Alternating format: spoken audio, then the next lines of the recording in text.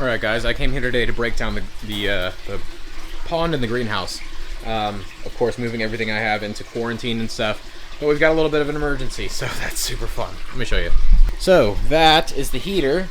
54 degrees. Supposed to be 78. I haven't found anybody dead yet, but the prograramis are non-responsive at the bottom. Let me grab this other guy real quick. So yeah, they are very, very, very cold. This water is already starting to warm up just a little bit because I've got the heater. I mean, this is rated for a 300-gallon pond. At some point last night, basically, the power went off, which is really, really weird. I can't imagine this thing would actually draw that much power because the only time I've ever had power lost in the greenhouse is when I was running that big heater over here. So this greenhouse has been running the pump, the big fan, this fan, the entire misting system, and this heater the entire time without issue. The only time I ever had an issue was when I brought the heater in. So I don't know what caused that to trip, but this power strip tripped last night. And yeah, it is cold. 54 degrees. I don't know if you've ever been in water that's 54 degrees, but it's not like being in an air temperature at 54 degrees. It is extremely cold. I'm just trying to see if there's any more gouramis that are not happy. I didn't have a whole lot of... I don't see anybody in the filter either. I didn't have a whole lot of pearls. I think I have like 3 or 4. And so that should be 2. And I have 1 already in the quarantine system. The gold gouramis seem fine, which is insane. These are tropical fish. I guess maybe they range more north. But the gold gouramis seem okay.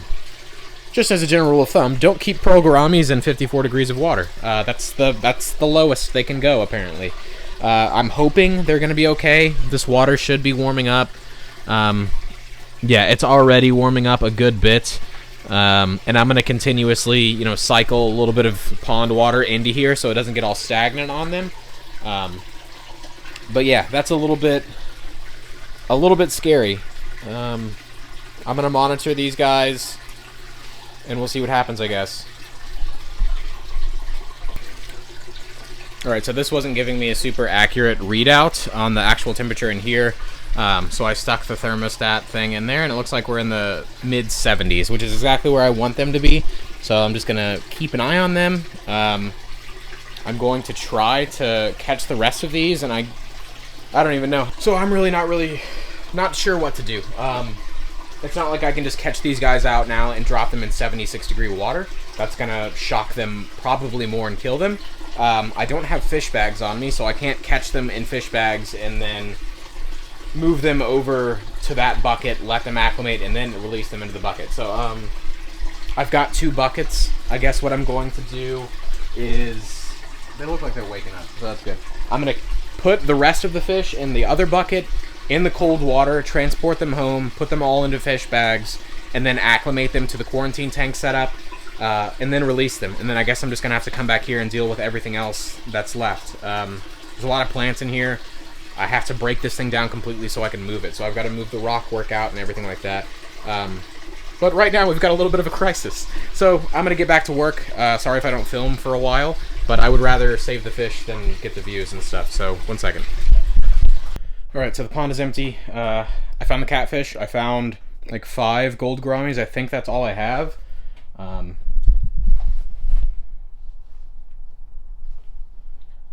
That's what it looks like right now. I'm going to do a quick once through, and then I'm going to head home, get these fish acclimated, and then come back, I guess, just to make sure I didn't miss anything. But yeah, it's looking okay. We'll see what happens when I get home. Only time will tell. 54 degrees is really cold for a lot of these fish. And yeah, I don't see any more in here. So hopefully we got everyone.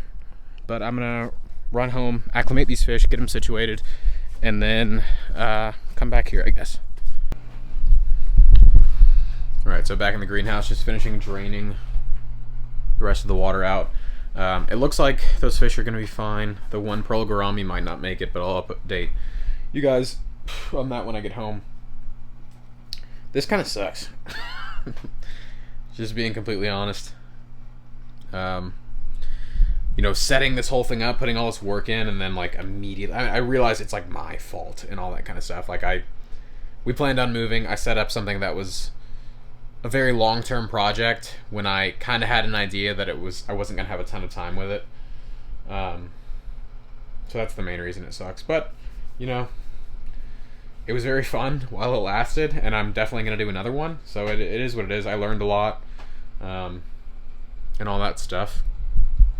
Definitely learned not to necessarily plumb your Mist King system into a pond because of the water. It ruins the nozzles, so that's a fun thing.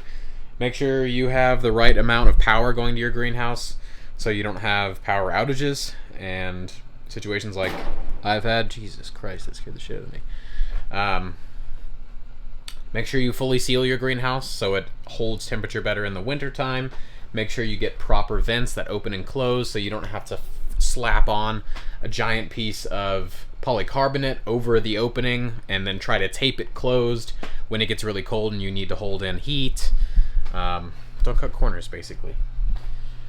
But yeah, I'm really going to miss this greenhouse. It is staying here. I don't know if I told you guys. It's staying at the property. Caitlin and I were living at Caitlin's mom's house. It's a very big property. We had our own space and stuff like that, but I don't feel like necessarily moving it, and she offered to pay me for it and give me a lot of the tools that were already on the property, basically, like a big table saw, a bunch of other saws, stuff like that. So I'm getting some cash on top of tools for the greenhouse, and I'm okay with that because I'll build a bigger one, basically, with crocodiles and blackjack. But yeah, this is definitely a bummer. I've removed pretty much all the plants that I want. There's still a good bit of moss attached to these logs, but I mean, I've got plenty of moss. I don't really need to take all that. And there goes the water line. But yeah, right now I'm just kind of getting all of my stuff out. So I've got a bunch of random stuff in here. I still need to pull all the plants out of this planter. These all did kind of crazy good. The Gopertia Vorchavicii, these ones bloomed and got massive leaves. Like, this is insane for one of these species. My Longaloba is definitely coming home with me. This is one of my favorite alocasias. Aglaonema Maria did really well. The Philodendron Majestic and all the stuff that I tried to get to climb didn't get enough time to kind of get situated. Yeah, like the Campus Bortanum back there didn't do well. All of the Calathias, everything in Marantaceae, all the Aglaonemas did really well. This is Gopertia orbifolia. I mean, this is a striped Aglaonema that just started producing these massive leaves and a ton of little offsets in the bottom. So that's going to be super fun to pull out of here. Same thing with the Agleo Maria. These never did well indoors for me, and they just grew like weeds out here for some reason. But yeah, this was a really cool project. I'd love to do something similar in the future. I think just having the circulation fan directly above it maybe dried it out too much. I didn't have enough misting going on the wood to let the stuff climb. But we'll try it again later. I'm probably just going to leave this because I don't feel like moving it. And yeah, this would be a pain if I didn't have a plant store that I was in charge of, that I could just offload this stuff, because I really don't want to take this stuff home. It's just too gigantic. But I do love this plant. I'm going to take that home. But yeah, anyway, that's pretty much all for now. I'm going to grab as much stuff as I can in my car, take it home, put the plants in the quarantine system, clean up in here a little bit, and then I'll give you guys an update on the fish when I get back to my house. All right, we're at the house. All the fish are in quarantine. Everybody did well except for that one pearl gourami. He did not make it. He didn't make it through the night. I found him the next morning, just sitting on the bottom. So that's kind of a bummer. The gold gouramis didn't mind at all. The gold gouramis didn't seem to really mind at all. Pardon the Finex lighting. Yeah, they didn't care whatsoever about the 54-degree water. These guys are tanks. It's actually very impressive. I'm definitely going to have to use them in the future if I've got like partial cold water setting or setups. But the other pearl did fine, and the catfish is fine. But yeah, everybody's eating. Everybody else made it. They're going to be fine in this quarantine tank for some time. I don't know if I'm going to set up a proper like aquascape tank for them or just wait until I have another pond for them. I am planning on doing a pond in the springtime, but we'll see what happens. It might be for koi, so I don't know if I want to throw a bunch of gouramis in there. But the golds do seem very temperature tolerant.